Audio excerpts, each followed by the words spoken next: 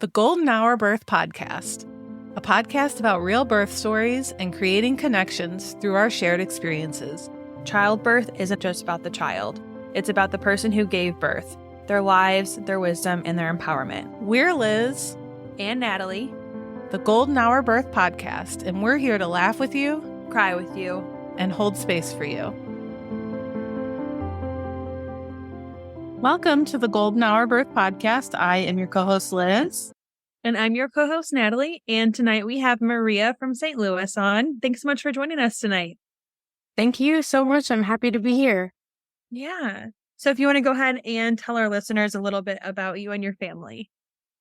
Yeah. So I'm multi-passionate. I do lots of different things. But I think having children and having pregnancies kind of helped funnel me towards a specific direction. We have like this sort of underabundance of information. At least to me, there was this underabundance of information, particularly for pregnancy and birth and postpartum, that I just felt was missing. And I went into my first birth thinking that, this will be something that will come naturally, that something will click with me. And, it'll just be like regular everyday life where, there's going to be a transition, but I'm going to be able to see the other side pretty quickly. And it didn't really work out that way. So, I had to, learn a lot between the first and the second birth. And then of course, after I had my second child, I really dove into movement specifically for pregnancy, birth, and recovery. Wow. And then I also do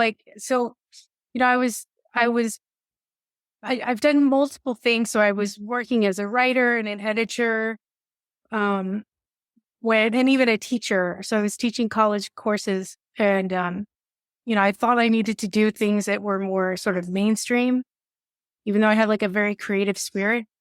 And I thought that the best thing for me to do would just be like sort of like stick to like the paved pathways. And I did like corporate work, and I was sitting down a lot, and it didn't really satisfy my need to move. I like to move throughout the day, and I like to move between buildings even. So being in the same building was very unproductive for me.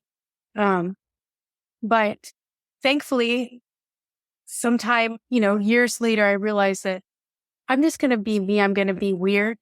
And I'm going to reincorporate astrology back into my life. And so I also do astrology and human design. I love esoterics.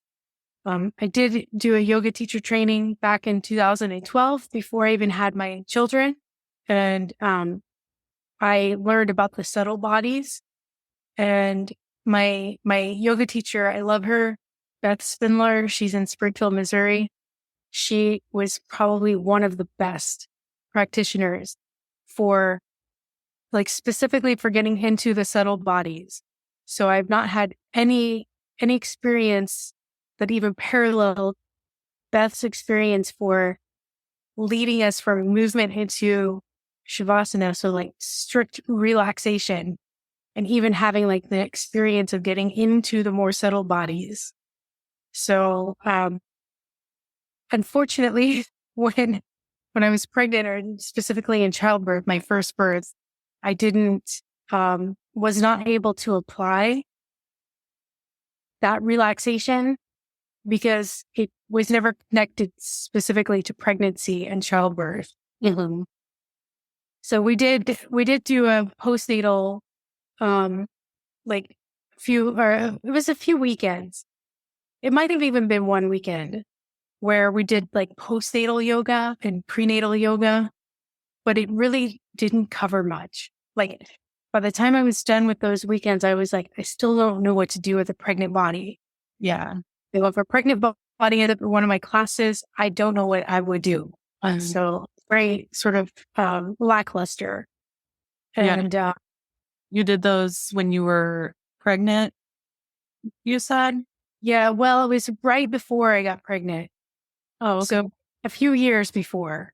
In hindsight, a few years seems like right before, but so, like I had like this tremendous experience with being able to get into a very relaxed state and to even, alter consciousness to, embrace, pain or something that would take you a little bit out of your element. But by the time, I was in childbirth, it was like I was a blank slate. I didn't know how to apply any of that. So, so it was really tough because I think that, there's this sort of, like I said, underwhelming, what was it? An underabundance of information for movement and even relaxation techniques, at least to me. I didn't have access to those sort of specific trainings while I was undergoing pregnancy and childbirth. So in my experience, both pregnancies and childbirth experiences were wildly different. And I know that can translate to a lot of people where they're just wildly different. And, even if I would have had a third one, which is not going to happen, I'm done. But if I would have a third one, I know that one would be completely different too. So there's something about, that total wild card where you can't really prepare for the experience enough. But I do think that I was in this place where I wish I could have prepared better for the first. And even though I prepared a little bit better for the second, I still think that I was in a place where I couldn't really have the best experience, at least me. Mm-hmm. So, yeah, I feel like that's a lot of us. Or like, I wish I had known this. I wish I had known that. But yeah, it's like an overall experience that you're like, I missed out a little bit on. Yeah, exactly. I mean, I still do. Like, I'll still, so I'll get into my first experience. So, when I was pregnant with my oldest, I don't think I was prepared even for the first trimester, which like sat me down. I'd be like, I'm going to do this and this and this today. And then I would get up and I was so nauseous and so exhausted that I could barely move. And so I was like, I don't know if I could have been prepared for this. It was just an experience that sat me down. It was like, I understood that we are in a very dense physical body, and being pregnant exacerbated that feeling. I mean, astrologically, I'm like, I have a preponderance of air. And so I don't want to be weighed down. I want to be on the move. So it was such a shock because suddenly I was like, I can no longer be on the move. And I had what I call like a bionic nose. So everything smelled horrible to me. Everything. Antiperspirant is still a casualty. I never reincorporated antiperspirant into my life because it was the worst smelling thing. I was just like, how do we allow this into our world? Like so many, my husband's, body wash. It was the worst smelling stuff. Now this is stuff he gets from like a drugstore. It was awful. Like I would be like, well, I gotta take a shower. And then I was like, I don't want to. All I want to do is lay down, but I gotta take a shower because I gotta go to work. And I would get in the shower and then immediately the water would hit the bathtub.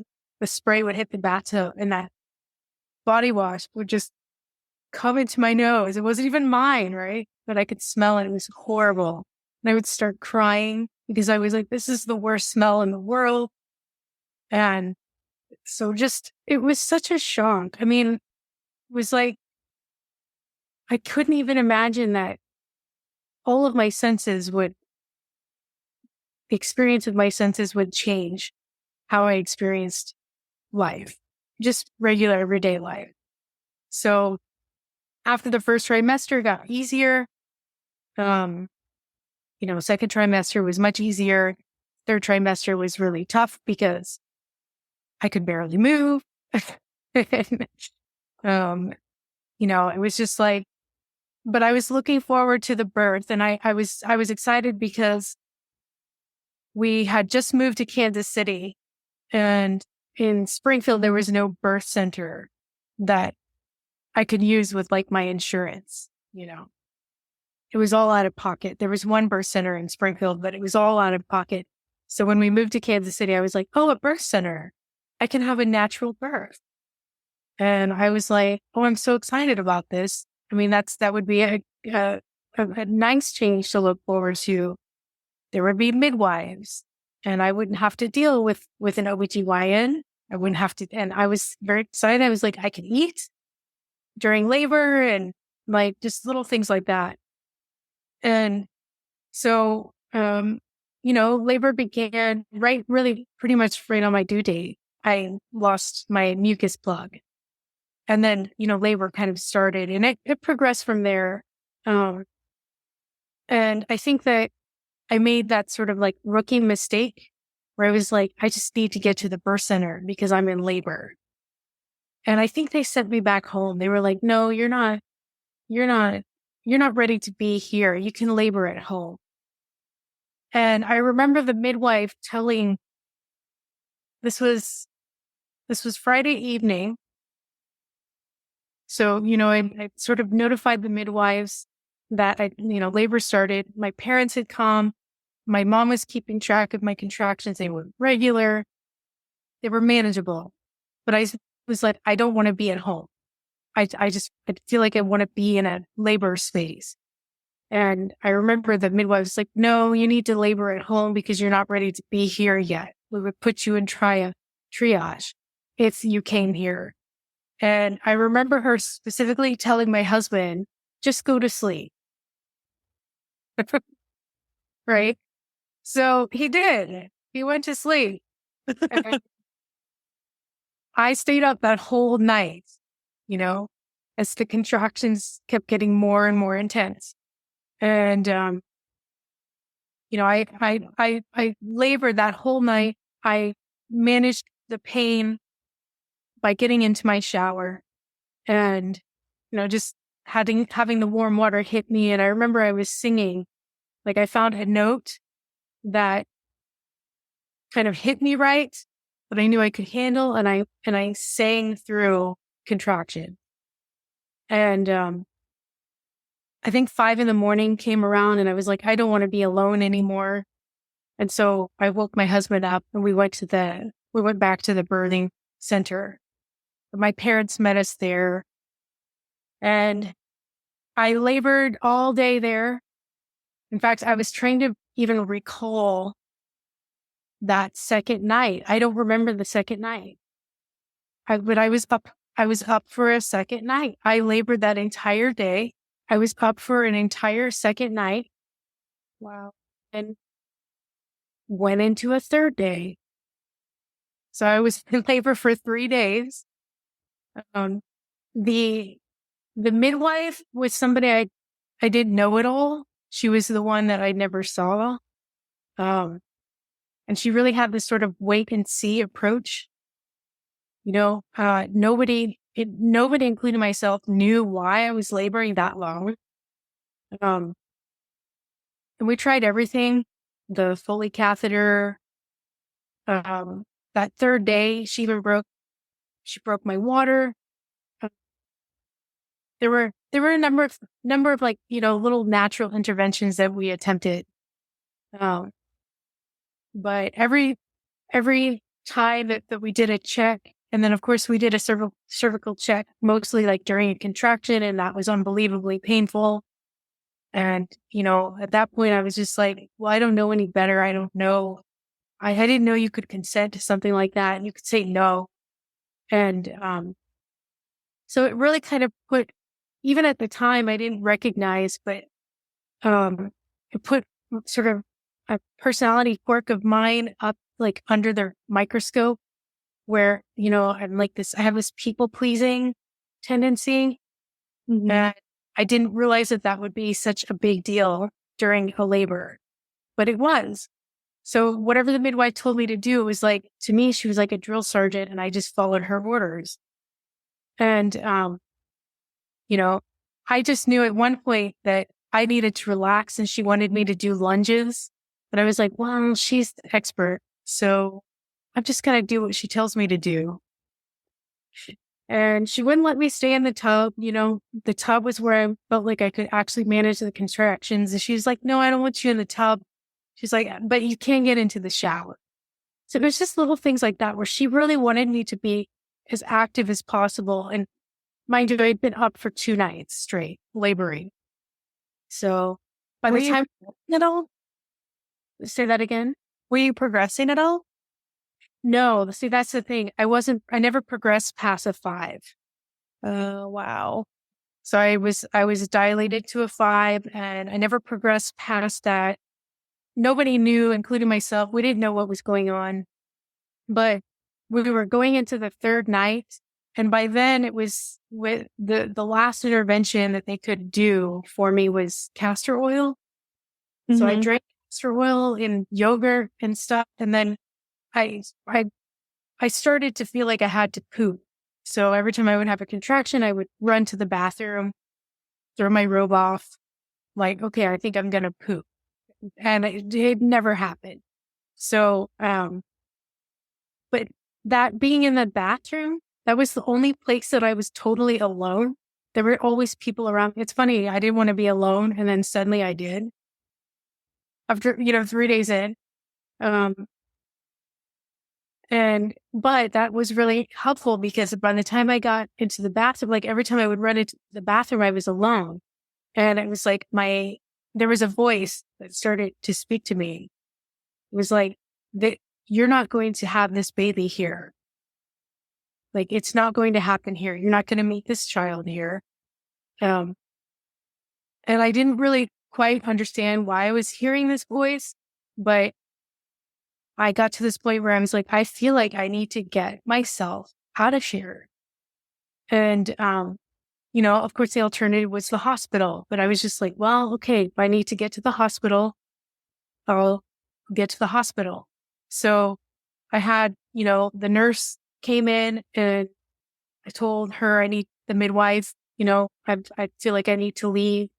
And she said, okay, well, she's napping. I said, okay, well, just grab her because I don't think I can stay here another night. I was going into my 3rd night of no sleep. And she pulled the midwife in. The midwife released us. We went to the hospital. And then, of course, the hospital, there was like this cascade of interventions, Pitocin, and then, the epidural. I did an epidural. In fact, I begged for an epidural by the time I got there. I was begging. I said, I cannot go another night without sleeping. So I begged for the epidural. And I remember the epidural technician was a resident. And so it was kind of new. And he was asking me, he's like, he grabbed the ice cubes and he was like, can you feel this? Well, he was rubbing it around my stomach. And I said, yes, I can feel it. And he was like, are you sure? I was like, yes, I can feel it. I can feel the ice cube on my skin. And so you had to go in again, do the whole procedure again. And then, yeah. After a certain amount of time with Pitocin, the baby's heart rate started decelerating. The surgeon busted into the room. She was like, we're going to do a C-section.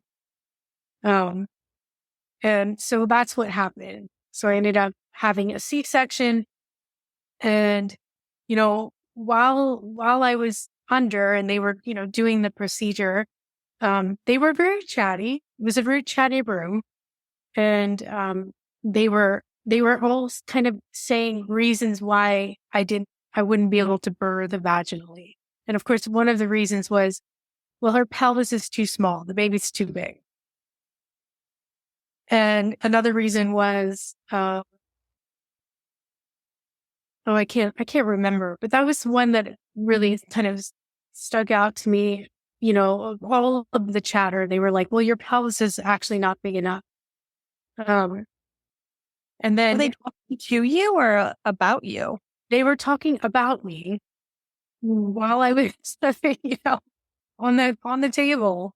And you just had the epidural, like you weren't knocked out or anything, were you? No, it was just epidural. So once they decided they were going to do the C-section, of course, they upped sort of the intensity of the epidurals because, then it becomes surgery. So, so they did, they got me prepped for the C-section and everything. But this group was particularly chatty while I was in there. And, in fact, I didn't even know it was much, much later. So fast forward a little bit of time where, I'd had the baby. It felt like I had all this air sort of in between my, like my low belly. And I was like, I mentioned it to my husband. I was like, it feels like there's like air trapped in there or something. And he's like, Maria, they took your guts out. They took your guts out and they put them on a table. And then I was like, hold on, wait a minute. They took my guts out? He's like, yeah. And I said, no. That was the placenta. I had no idea. They didn't even tell me. And he's like, no. He's like, Maria, that was your guts. They took them out. They put them on a table. And then, they took the baby out. And then the placenta came out later. But, so it's just little things like that. I didn't know that they never prompted me, oh, we're going to do this, we're going to do that. They just did what they do. And, I remember the warning, they were like, you're going to feel a little pressure when they were taking the baby out. And, I felt that. I felt the pressure. So that was the one thing I felt like they'd sort of prepped me for. And then, of course, I could tell when they took the baby out, the baby had a few words for the surgeon and for this surgeon's assistant. I remember because I was like, I couldn't see anything. It was one of those curtain epidurals, not the family friendly one. So I was like listening as intently as I could. I was like, I don't, is she going to cry? Is this going to be a, situation? She never cried. It was not anything that was alarming in any way, but she did have a couple of things that she said. One sound to the surgeon, one sound to the surgeon's assistant. It was so interesting. It was almost like she was speaking to them in defiance. And it's like, it makes sense now that I kind of know her personality.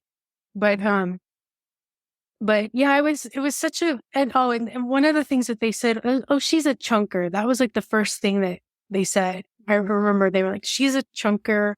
And then one of the things they said was that she went in crooked. So she was in my pelvis crooked. Mm-hmm. So they sort of got into more specifics. They said one half of your cervix was dilated. The other half was not dilated at all. And so that would make sense if she went in crooked. So asynclitic. Then that she wasn't it. So there was one part of her head that was actually hitting the cervix. And then she also had a hand in her mouth. So there were a few things that were working against us here, but nobody knew what was happening. And I was just like thinking, I had this horrible luck. Like I was having the longest labor that anyone could really have, and nobody knew. So my midwife didn't know. Nobody on my team knew, including myself. I didn't even know that was something that, I mean, I knew I had some inkling of like spinning babies and, creating space. And I remember doing the mile circuit beforehand. But I just don't think I was prepared for that knowledge or even that experience of understanding what happens when the baby's not in an optimal position. So she was in, and she had her hand in her mouth. And in fact, she had bruising on her lips when she was, but yeah, she didn't cry or anything. She just had a few sounded like sounds of defiance for the surgeon and the surgeon's assistant. And, of course they took her, they fixed her up. They wiped her off and they got her dressed. And then finally my husband was able to bring her over to me. He put her right up next to my face. And it was, I saw her and I said something to her. I don't really even remember what I said to her, but I could see in her eyes that she knew who I was when she heard my voice. And it was the sweetest thing ever. And then of course they took her away again. And I was shaking. I was shaking like a bandit. I was just like, I could not stop shaking. But as soon as he brought her over, I stopped shaking. And then, of course, when he had to take her away again, then I started shaking again. And the only thing I really wanted to do was hold her. And then they were like, absolutely not. We have to get you sutured and everything. So it was like one of those experiences where I was just like, one thing led to another. And I don't begrudge what the experience, but I just knew that it could have been so much better. And I am such an information hungry person that I just knew that I was underprepared. And in fact, not just myself, but even the team that I had, they weren't even sure what to do with me. And, I felt so, I know it wasn't necessarily an oddball experience, but I felt like such an oddball because it seemed like most people that I talked to, my mother and her friends and other friends of mine that had had babies, it didn't seem like they had such a hard time with their first labor. So I was like, is something wrong with me? Did I miss a few steps here? So just having that experience was so eye-opening because there were a few things that I started to kind of piece together. Knowing that she was in there crooked, I sort of had this feeling that, well, there must be something in my pelvis. Why my pelvis wasn't, I didn't have this even pelvis. Mm-hmm. And then my nervous system. I knew my nervous system was a mess, but I didn't know why though. So I had no idea why. I know that, birth in a hospital, even in a birth center, like once you're really around anyone, it could be, your doula even, that becomes like an intervention. And if your nervous system is not sort of resilient, for whatever reason, then even the presence of that person can just take you out of, the birth focus that you need to be in. So, at that time, I really knew very little about my nervous system. So I have a background. So I survived sexual abuse as a child, and I dealt with it, right? I did therapy, but I did talk therapy.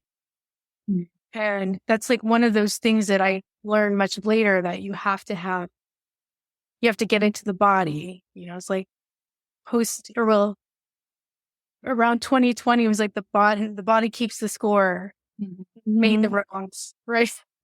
So I had my first birth in 2014 and my second one in 2017. So I was just like, well, now I understand why maybe even nervous system wise, why my body was ill-equipped for an event like birth. because I never actually got into my body to sort of excavate the trauma that I had experienced as a child. Mm-hmm. So, and that's an ongoing thing.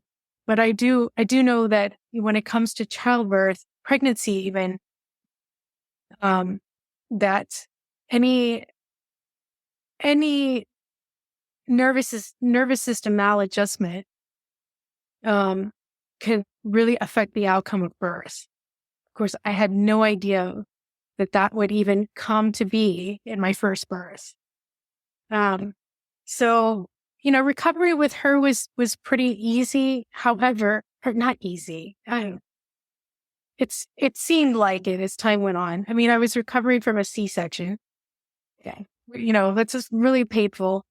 I had low supply. So I wanted to breastfeed. I had low supply. And at that time, I didn't know that you could combo feed. And so the first time I saw her getting formula and seeing her like just take that down, like, I was like, oh my God, my child is hungry. And maybe I should just do formula because there's not enough milk, So, we breastfed for a few months and then she switched to formula. I didn't know you could combo feed. I learned that the second time around. And, so it seemed like it was pretty straightforward recovering from her birth. However, I knew nothing about scar tissue release. So I had no idea that that's a thing, that when you have a C-section, that you should go in and try to massage and, break up some scar tissue and things. And, and it's never too late, So if someone is like, well, I had a C-section like 10 years ago and I never did scar tissue release, you can go in and do it. It's not a big deal. But if it is something that you want to add to your repertoire of things to do because it's so important. It can, the scar tissue can create adhesions and it could, latch on to other organs and it can affect subsequent pregnancies and, which I suspect it did, affect my, my birth. So I ended up with a VBAC the second time around. I was so proud of that VBAC. I was determined to fix the imbalance in my pelvis. So when I got pregnant with my second, so I had a very sedentary job with that one, which I know affected me. I ended up with some pubic symphysis pain. So it was like one of those things where I couldn't, my pubic bone hurt all the time. And I knew it was because I was sitting a lot. And the aesthetics of this workplace was kind of ridiculous. It was like everything had to look the same. They were like, you absolutely cannot sit on a birth ball. Even the lactation room that they put in, it had to look like the rest of the place. So you couldn't even have like a comfy chair. It was like this. It had to look like there was like a chair that had to look like it was anywhere else in the building. I mean, it was ridiculous, but yeah, I digress. So I was very sedentary and I know that affected me, but I think I was 30 or 32 weeks pregnant when all of a sudden I could tell my child was hiccuping upward instead of downward. And I was just like, oh no. I was like, I cannot have a breech baby. Because I am determined to do a VBAC. So I started doing chiropractic work at that point, Webster technique. And I was doing prenatal yoga. So I wasn't teaching it, I was taking it. And so I was doing that to prepare my body for the birth. And I think that helped a ton. The one thing that I swear by was the prenatal massages. Because I knew, see, this was even before I knew I still had trauma in my body. I knew that I needed to downregulate my nervous system and relax. because that was the one thing I couldn't do with my first. Couldn't actually relax between contractions. And I was like this. I had my shoulders up to my ears. Like everything that you do to present a tense body, I was doing in my first. Yeah. And I knew, I was like, I have to do something to relax my nervous system. And I did these prenatal massages regularly, like every other week. That's awesome. Good for you. And I would leave work and I would do the 90 minutes. Oh my And God. I was Love like, it. I'm doing this. Yeah. And I would get so relaxed. And it reminded me of my yoga teacher training with Beth. The way she would get us into our subtle body. So my ability to get into that meditative state that I cultivated during my yoga teacher training, that's what I was doing on the massage table. And see, I couldn't do that myself because probably the trauma. I just couldn't do it myself. So I needed someone else. Mm-hmm. And that's when too, it's like, I didn't even realize even that is a myth that we sort of have to dispel. You don't have to do it yourself. You can get other people to assist you, especially if you kind of know what you need. I know a lot of people are coming into this experience and they don't even know what they need. And I was certainly that way in my first. Even the second. I mean, I know now I can sort of tick these little blind spots that I had, even with the second. But yeah, I would get so deeply relaxed. And that was exactly what I needed, because when I went into labor, they were trying to get me to schedule a C-section because they were like, you're geriatric pregnant. You've had a C-section. So why don't we just schedule a C-section again? And so I remember when the doctor called, I happened to be in the shower, and thankfully I missed that call because I was still in my people pleasing phase, and I probably would have been like, I wouldn't have been able to say no. And then I would have been like scheduled for a C-section against my will, because that's just where I was. And so when thankfully I missed that phone call. I didn't even return the call. And I went into labor 3 days after. So I was 40 weeks and 3 days. And I had to go to the doctor to do an ultrasound. Because that's what they'd scheduled. And of course, at that time, I was like, well, I guess I have to do this, right? Because it's what they scheduled. And so right when we pulled up into the parking lot of the doctor's office, I got out of the car, my water broke. So my water was like leaking out of me. We went up to the, doctor, and there was like amniotic fluid just leaking everywhere. And so they put me right into the hospital.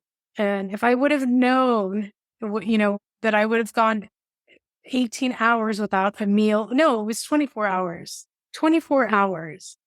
Because I ate before we went to the doctor, but I didn't eat again after that, because of course you can't eat when you're in the hospital. So I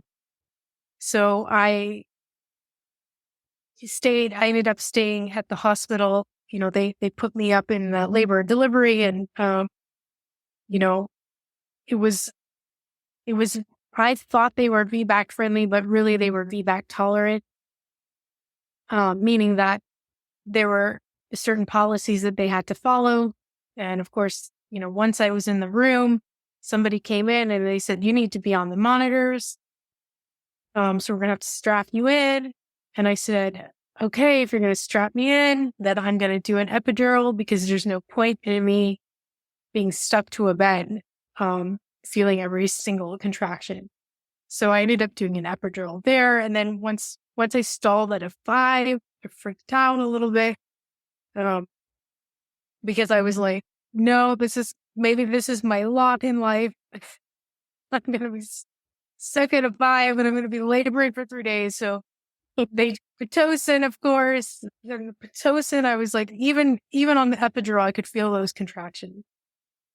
But I had cultivated that ability to relax in between contractions. And I think that's what saved me. Yeah. And thankfully, they did have a peanut ball, and there was a really sort of a friendly nurse who was pregnant herself, who kept changing positions, helping me change position. And the funny thing was that there was one position where it really started to progress. It was on my side, and I had one leg up on the peanut ball, and at this point in time, I'm sort of analyzing because I know now. I was like, was my hip in extra, or was I in external rotation? Was it extended? Like, these are all things that I learned afterwards. But there was one position in particular where I progressed like so steadily. And I think it's called flying cowgirl, but most people don't do that correctly. So I was probably doing like this incorrect version of flying cowgirl. And that's what progressed labor. And then when I was completely dilated, completely effaced, I think it was like 7 a.m. So I had labored all night. And then the nurse like notified the doctor. She's ready. She had me push once, and it seemed like the baby would come in like a few pushes. So he said, okay, let's just have her down labor, because he was coming in to the clinic at 9. So we were on the doctor's schedule at this point, because he was just waiting to get to the clinic. So they had me down labor, and then I ended up pushing for like an hour and 45 minutes, which I've heard is not that bad, but to me it was horrible. It was so long because it was purple pushing. Yeah. Where, how long those minutes go by. Like when you're in it, those minutes are just like turtle minutes. Right? They're horrible. And then hold your breath, and then so on your back, on closing the sacrum, Yep. And then that's when I realized too, that I didn't know this at the time, but I knew after that I had a tight pelvic floor, because it seemed like the baby was going to come out in 1 or 2 pushes, but got a little held up. And then I did tear a little bit on one of those pushes. I was purple pushing with an epidural, so I couldn't even really feel. But I did feel when it tore, though. That was what's really interesting. I could feel it tearing. But I do attribute that to not doing my scar tissue release, because it sort of pulled up all of the tissue in that area. So on the right side. And so I suspect that I might have tore because of that. I never had done the scar tissue release. So there were just certain things, like physical things, that, I knew that I didn't have the information afforded to me at that time. And then, of course, once I had the experience, I was like, well, these things didn't add up. And then recovery was much harder with him, because I was older and much more tired. And same thing, low milk supply. So I was freaking out, because I was like, I don't think I ever really produced more than 12 ounces a day. It was just something that had I don't know. I still don't know what the underlying reason for that was. But I was seeing a lactation consultant that said, oh, you can just breastfeed and then give it 12 ounces of formula afterwards. And I was just like, yay. It was the best thing, because I was just like, okay. So I ended up breastfeeding him for a year and a half.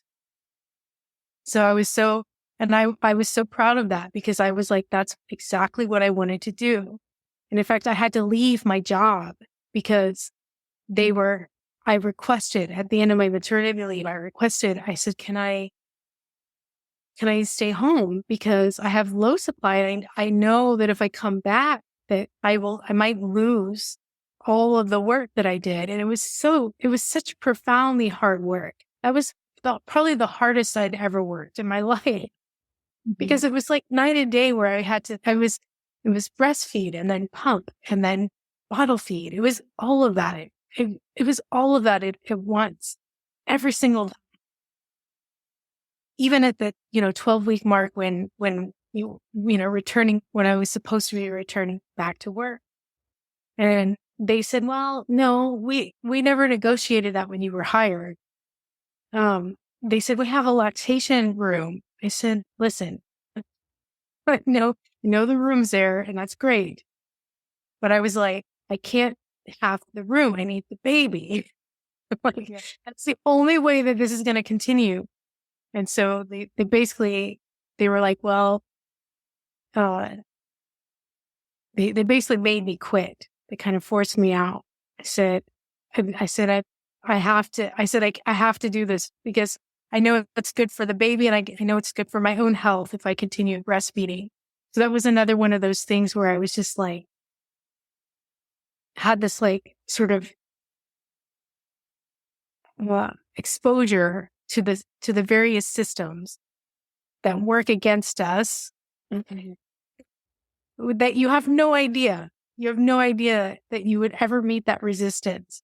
And so, I was dealing with a lot at that time, not just, for that in the healthcare system, but also the judicial system. We were dealing with that. So it was just a number of things where I was just like, there's way too much,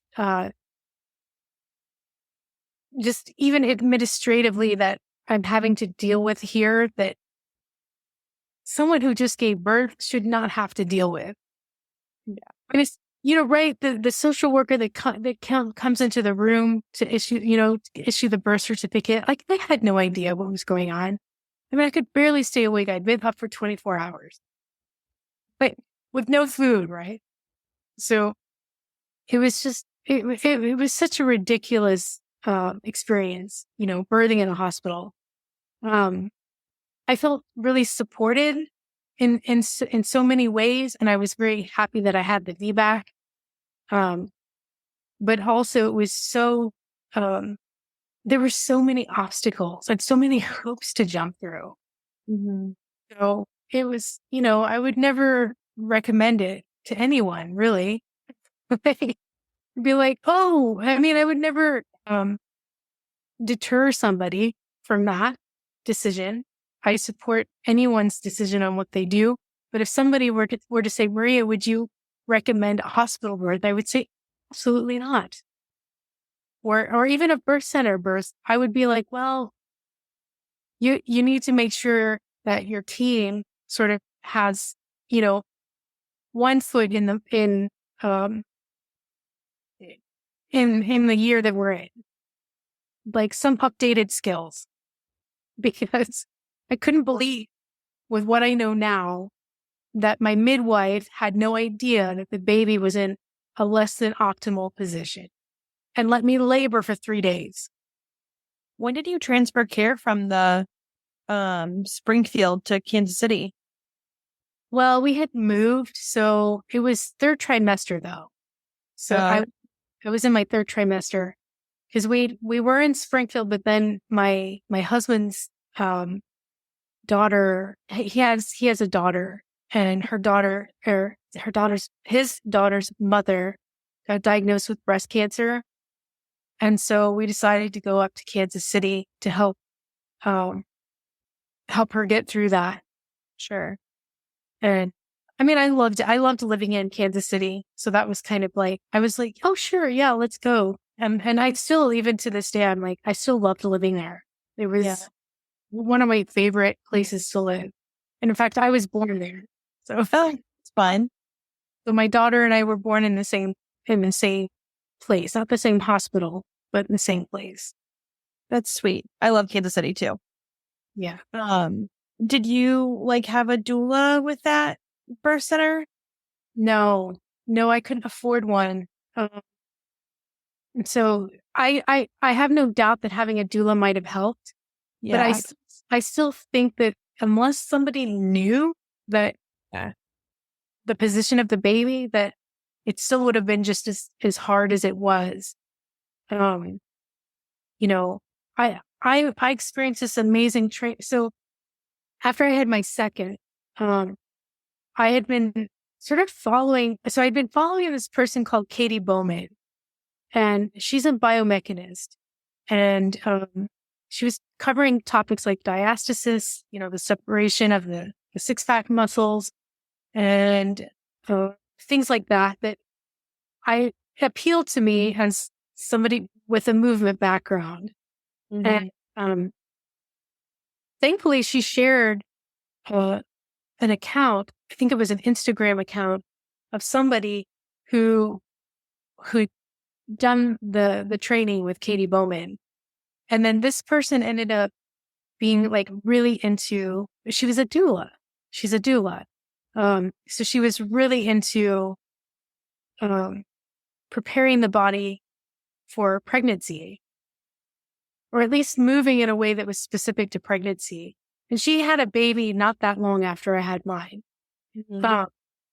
So I was really interested in her content. I would watch her content a lot. And really after I had my first, I was kind of eager to get back into exercise as soon as I could. And I was really kind of fearless. I didn't think really there was anything I needed to watch out for. However, when I had my second, I was not fearless.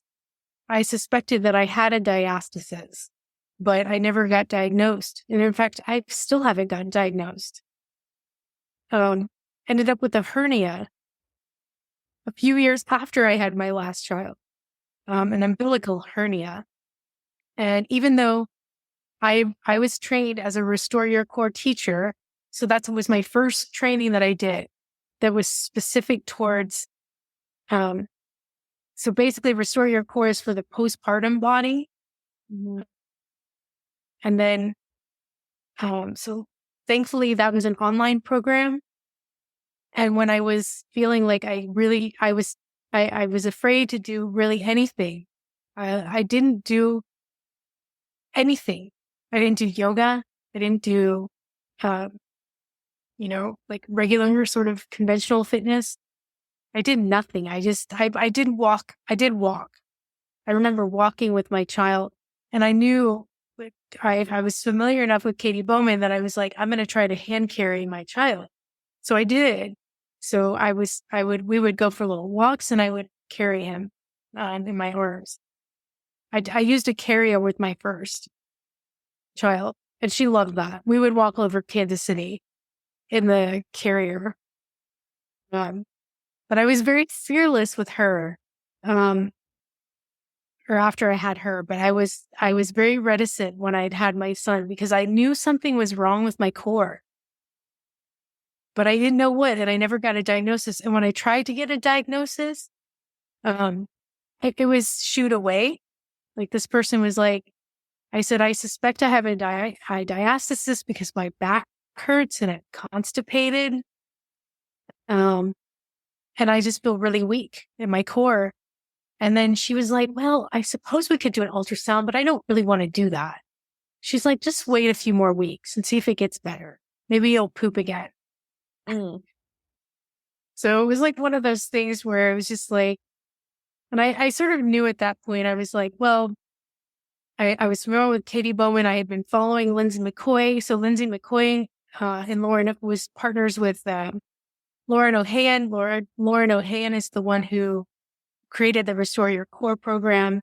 So as soon as they were working on a pregnancy program, but they released it at the time that I had my son.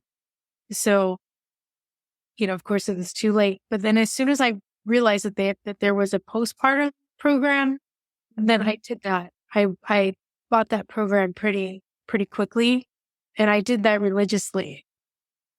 Like several times. I went through the entire Restore Your Core, like a 12-week program. Yeah. That's awesome. And then the then she was training teachers, and I knew immediately. I was like, okay, I'm going to do that because I felt like I could be something to someone that I needed at that time. So, my skills have continued to build. So not just with the postpartum program, but also with preparing the body for pregnancy. So then Lauren O'Hagan and Lindsay McCoy, they partnered together. They created this program called the One Strong Mama program. But now it's known as the Body Ready Method, where it's a prenatal and postnatal program for people that are just wanting to do the exercises, but then they also train practitioners. So that was something that I did as well, was the Body Ready Method and Restore Your Core. And it's phenomenal because it is it's movement that is specific to pregnancy, childbirth, and recovery. Yeah. So things to do, like just how you stand makes a difference. Knowing how to hip hinge, just little things like that. Like being able to put your joints in, very specific positions, like external rotation and then internal rotation, and how each of those movements affect the position, or how the pelvis is such a dynamic entity that it's not even static. So you could just, even with movement, you can reposition the pelvis. You can open the inlet with specific movements. You can open the outlet with specific movement, even the mid pelvis. So, and creating it like this sort of supple pelvic floor. So, so that's what I dove deeply into after I had mine. And of course, now my head is just filled with information that I know I was craving. Yep. Where I had my children. That's amazing. So do you run your own course, or are you more of a entity of the program that they do? Yeah. So basically I used whatever I learned from that, and I work usually 1-to-1. Okay. Classes have been much harder to get going here in St. Louis. Yeah. It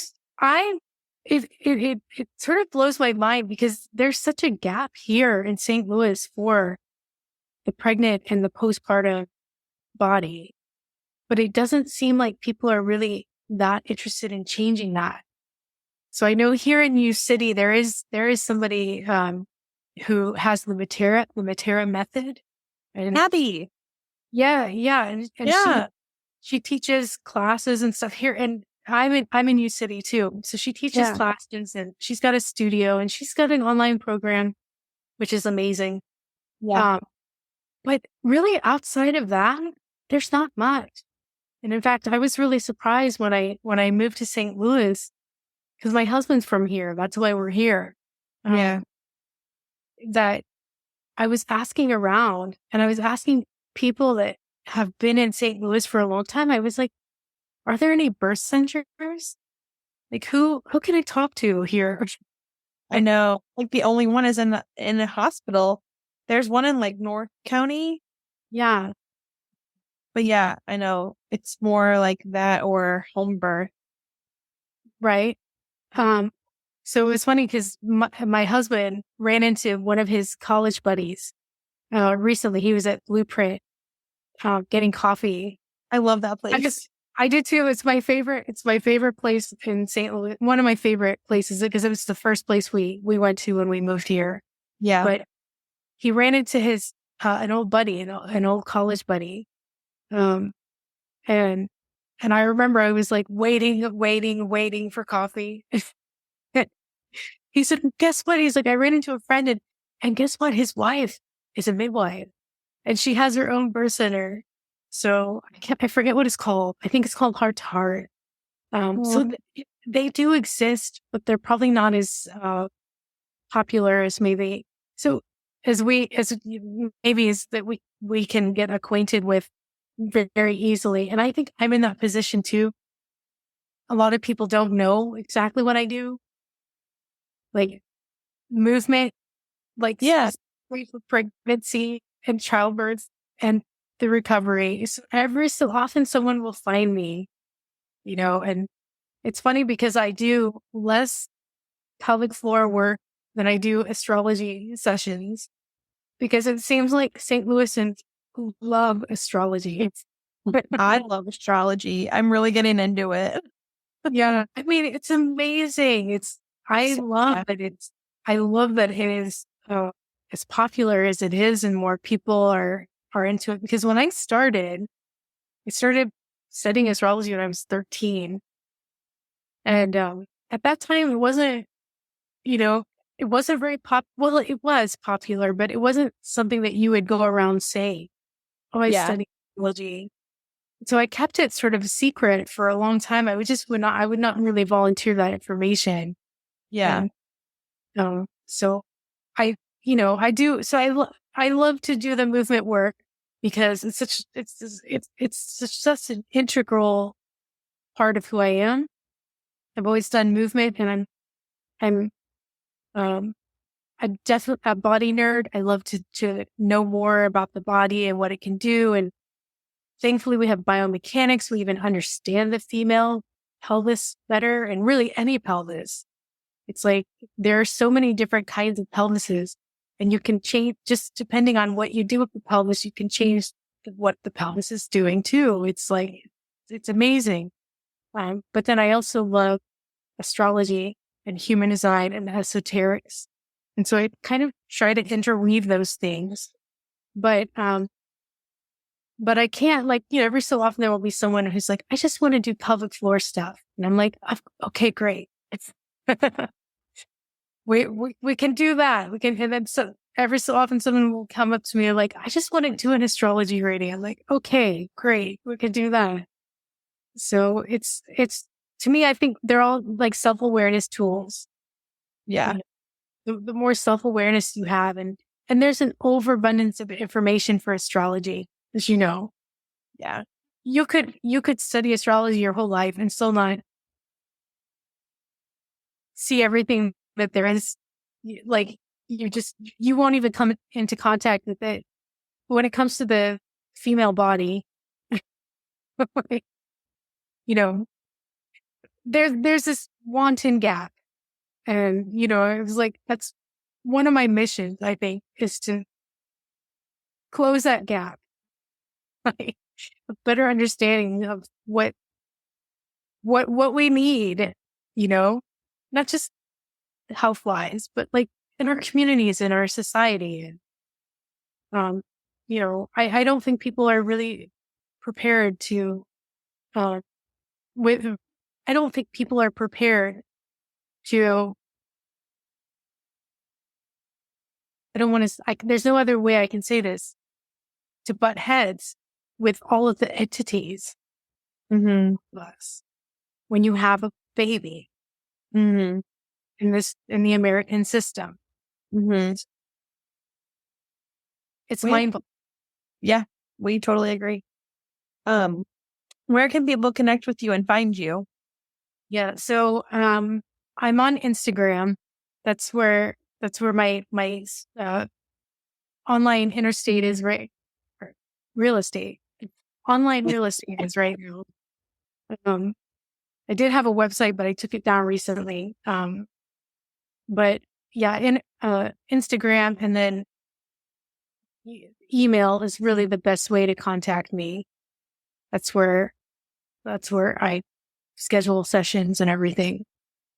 Well, wonderful.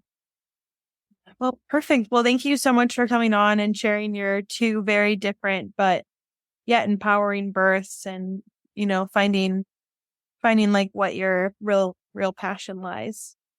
Yeah. And thank you so much. Like, I love your podcast and I love what you're doing. I think the world of both of you. for doing what you're doing, and that this is such a beautiful, it's such a beautiful way to like sort of bring people in, one at a time into like the realities of it. I love the stories of some of the, everyone has this really beautiful story, but some of the stories that you brought in are just, amazing, heartbreaking. And it's so good to have that, those stories come to our ears. So thank you so much. Thank you. That really means a lot. Well, wonderful. Thank you so much for coming on, and we'll see you next episode. Thank you for joining us on this episode of the Golden Hour Birth Podcast. We hope you've enjoyed our discussion and found it insightful and beneficial. Remember, the Golden Hour Birth Podcast is made possible by the support of listeners like you. If you appreciate the content we bring you each week, consider leaving us a review on your favorite podcast platform or sharing the show with your friends and family. Your support helps us reach more people and continue creating valuable episodes. If you have any questions, suggestions, or topics you'd like us to cover in future episodes, we'd love to hear from you. You can reach us on our website, www.goldenhourbirthpodcast, or connect with us on social media. We value your feedback and want to make sure that we're delivering the content you want to hear. Before we sign off, we'd like to express our gratitude to our incredible guests who joined us today. We are honored that they trust us enough to be so open and vulnerable. We're grateful for their time and willingness to share their stories with us. If you're interested in taking the conversation further with us, join us on our Facebook group, The Golden Hour Birth Circle. We'll be back next week with another exciting episode, so be sure to tune in. Until then, stay golden and remember to take care of yourself. We'll catch you on the next episode of the Golden Hour Birth Podcast. Bye!